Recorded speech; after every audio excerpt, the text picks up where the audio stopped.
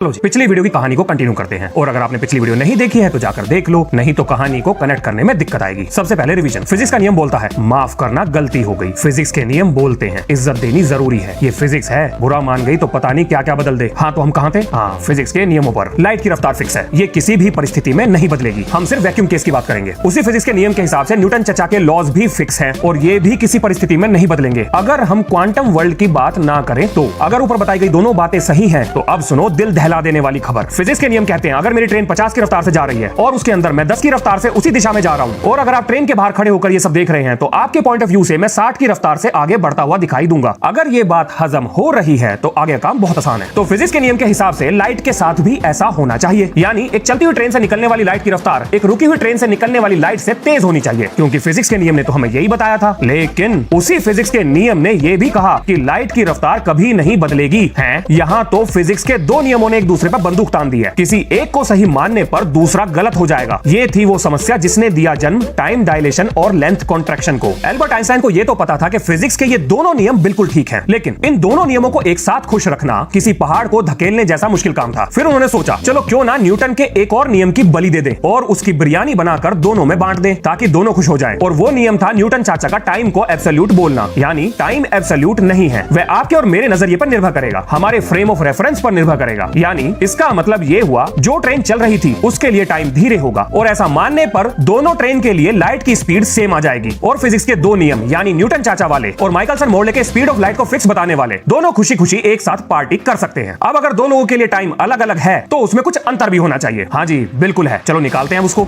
ये है मेरी एक लाइट क्लॉक जिसमें फोटोन ऊपर नीचे बाउंस कर रहा है। बिल्कुल ऐसी ही एक क्लॉक मेरे दोस्त के पास भी है, उसमें भी फोटोन ऊपर नीचे बाउंस कर रहा है। मैं अपनी क्लॉक को लेकर जा रहा हूँ तो मेरे दोस्त को मेरी घड़ी में घूमते हुए फोटोन का रास्ता कुछ ऐसा दिखाई देगा। अब क्योंकि मेरे दोस्त के नजरिए से फोटोन डायगोनल पाथ पर मूव कर रहा है, यानी फोटोन ने ज्यादा बड़ा रास्ता तय किया है, तो उसने इस काम में ज्यादा समय भी लिया होगा। लेकिन अगर आप मेरे नजरिए से बात करो तो अभी भी मेरी क्लॉक में फोटोन ऊपर नीचे नाच रहा है, यानी उसने उतना ही समय लिया होगा जितना उसे लेना चाहिए। ये है मेरे नजरिए से लाइट के द्वारा तय की गई दूरी, यानी speed of light into my time. और ये है मेरे दोस्त के नजरिए से तय की गई लाइट की दूरी, यानी speed of light into his time. और ये है हॉरिजॉन्टल मोशन में फोटोन क्लॉक के द्वारा तय की गई दूरी। चलो इन टेढ़ी मेढ़ी रेखाओं को थोड़ा बहुत घुमाते हैं, देखते हैं क्या होता है। और तेरी ये तो पाइथागोरस थ्योरम निकला। खुशियां मनाओ, पार्टी वार्टी करो, समझो काम हो गया। अब जरा लेते हैं थोड़ी सी मैथ्स की मदद, और इधर उधर घुमा के काट पीट करने के बाद ये मिल गई हमें टाइम डायलेशन की इक्वेशन। देखा कितनी आसान थी, बिना मतलब हवा बना रखा। पर इसका असल लाइफ में बेनिफिट क्या है, और ब्लैक होल्स की ग्रेविटी लाइट को अपने अंदर कैसे खींच लेती है, जबकि लाइट की रफ्तार तो सबसे तेज है। और ये सारी कंडीशन तो यूनिफॉर्म मोशन पे लागू होती हैं। क्या हो अगर यहाँ पर एक्सेलरेशन की एंट्री हो जाए? बाप रे बाप, कितना कुछ है जानने को। यही तो आइंस्टाइन की special theory of relativity accelerated motion पे लागू नहीं होती थी, जबकि असल दुनिया में चीजें एक्सेलरेट करती हैं। इसीलिए उन्होंने बाद में जनरल थ्योरी ऑफ रिलेटिविटी का कॉन्सेप्ट दिया, जो अगर समझ में आ गई तो आपका दुनिया को देखने का नजरिया ही बदल जाएगा। चलो बताता हूँ। उसे बताने से पहले एक वैधानिक चेतावनी, बहुत से लोगों के होश उड़ने वाले हैं। चलो शुरू करते हैं।